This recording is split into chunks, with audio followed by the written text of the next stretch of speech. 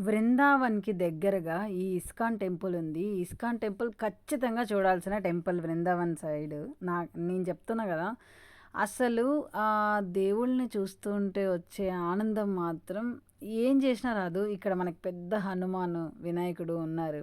దాని తర్వాత ఈ ఇస్కాన్‌లో మొత్తము ఇలా సెట్ బై సెట్ అన్ని సీనరీస్ కనిపిస్తా ఉంటాయి. సో, మనం హ్యాపీగా చూడొచ్చు. ఫోటోస్ తీసుకోవచ్చు. ఇది ఒక కైండ్ ఆఫ్ మ్యూజియం లాగా ఇస్కాన్‌లో ఒక చిన్న బిల్డింగు. దాని తర్వాత ఈ ఆర్కిటెక్చర్ గూడా ఎంత బావుంటదంటే, ఒక పిల్లర్స్ 1-1 కనెక్ట్ అయినట్టు, ఒక రాజ్‌మహల్ ఉంటది గదా! అలా ఉండి చాలా అందంగా డిజైన్ జేశారు ఈ ఇస్కాన్ టెంపుల్‌ని. ఆర్కిటెక్చర్ వైస్ 100% చాలా బావుంది. అండ్ దీని లోపలుండే దేవుళ్ళని చూడాలంటే ఎంతో రాసి పెడితే గానీ ఆ భాగ్యం కుదరదు. సో, ఖచ్చితంగా వాళ్ళని దర్శించుకోండి.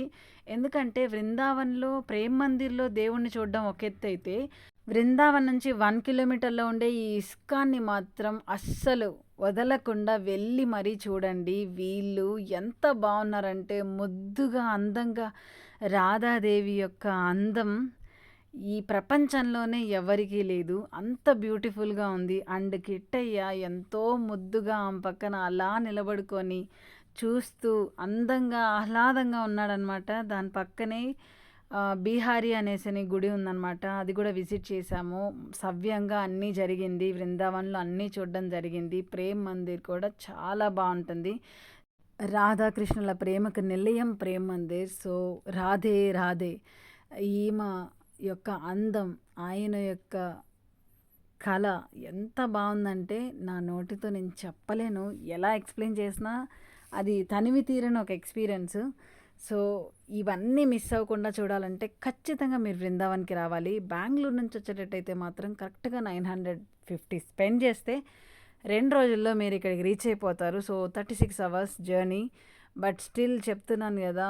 వర్త్ టు విజిట్ అదైతే చెప్పగలుగుతాను. ఎందుకంటే వాళ్ళ అందాన్ని ఆ యొక్క మెస్మరైజ్ అవ్వాలి అనంటే మాత్రం మీరు ఖచ్చితంగా విజిట్ చేయాల్సిందే. Vrindavan, Mathura, Nidhivan, Bihari temple, Radharani temple, ISKCON temple అన్నీ చూడాలి. అండ్ గోవర్ధనగిరి ఇవన్నీ మీరు మిస్ అవ్వకుండా చూడాలి అంటే మీకు వేరే ఆప్షన్ లేదు. మీరు రావాల్సిందే, చూడాల్సిందే. అండ్ మన అమ్మవారు వైష్ణోదేవి టెంపుల్ ఆవిడైతే ఎంత పెద్ద విగ్రహమో, ఎంత బాగుందో నిజంగా చెప్తున్నాను గదా! ఇయన్నీ విట్నెస్ చేసిన నేను చెప్తున్నాను.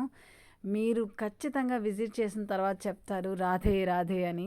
సో, అక్కడ వాళ్ళందరూ గ్రీటింగ్స్ ఎలాగైతే మనం చేస్తామో good morning, good afternoon, good night అని సేమ్ వేలో వాళ్ళు రాధే రాధే అంటారు. సో, ఆ రాధారాణి యొక్క టెంపుల్ అమ్మవారి టెంపుల్ అనమాట. రాధ యొక్క ప్లేస్ అనమాట. పుట్టి పెరిగిన ప్లేసు. సో, ఆవిడని అక్కడ చాలా అంటే వాళ్ళు పొద్దున లేసినప్పటి నుంచి రాత్రి నిద్రపోయేంత వరకు అండ్ ఎవ్వరిని గ్రీట్ చేయాలన్నా రాధే రాధే అనకుండా వాళ్ళ డే కంప్లీట్ అవ్వదనమాట. అదండి సంగతి. ఉంటా మరే.